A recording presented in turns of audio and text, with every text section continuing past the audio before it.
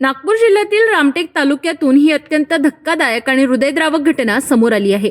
अस्वलाच्या हल्ल्यात एका महिलेचा दुर्दैवी मृत्यू झाला असून तिचे पती गंभीर जखमी झाले आहे।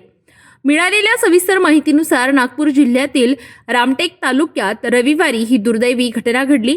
रामटेक वन परिक्षेत्रांतर्गत चिचदा उपवन क्षेत्रातील माणेगाव बिटा कक्ष क्रमांक 992 PF मध्ये अस्वलाच्या हल्ल्यात सुलोचना राजकुमार भलावी यांचा जागीच मृत्यू झालाय। या घटनेत त्यांचे पती राजकुमार रामनाथ भलावी हे गंभीर जखमी झाले असून त्यांच्यावर उपचार सुरू आहेत।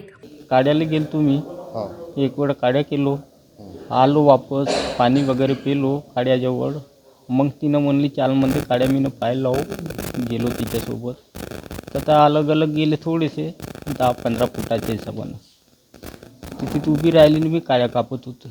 ते कोणाकोण आले, 2 अस्वल तर मलाही नाही दिसले ना तिलाही नाही दिसले। एका दमानं तिच्यावर हमला केले ते। एका अस्वलनं मारलं तिला तर ते 3-4 पलटी मारलं गोट्यावरच। बस ना मी मारायला धावलो, मग मी पडलो, मी घाबरून गेलो। हो 2 वेळा धावला मायावर, पण मी परालो तिथून, मग पलटली तिच्यावरच।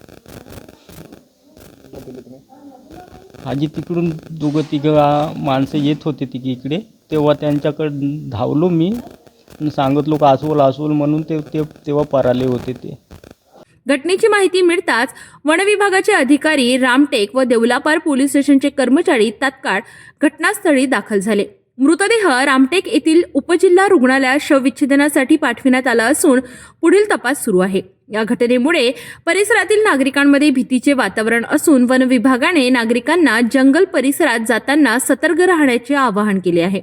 अस्वलाच्या हल्ल्यामुळे घडलेल्या या घटनेने संपूर्ण परिसर हादरून गेला असून वन्य प्राण्यांच्या वाढत्या हालचालीमुळे नागरिकांच्या सुरक्षिततेचा प्रश्न पुन्हा एकदा ऐरणीवर आला आहे। नमस्कार, मी राहुल शिंदे, वन परिक्षेत्र अधिकारी रामटेक। आज रामटेक येथे दुपारी अंदाजे 3 वाजता एक महिला आणि एक पुरुष हे शेतात जात असताना जो त्यांचा मार्ग जंगलातून आहे, इथे एका अस्वलाने त्यांच्यावर अटॅक करून या घटनेमध्ये नामे श्रीमती सुलोचना भलावी या मृत्युमुखी पडल्या आहेत आणि त्यांचे पती जे आहेत हे किरकोळ जखमी झालेले आहेत।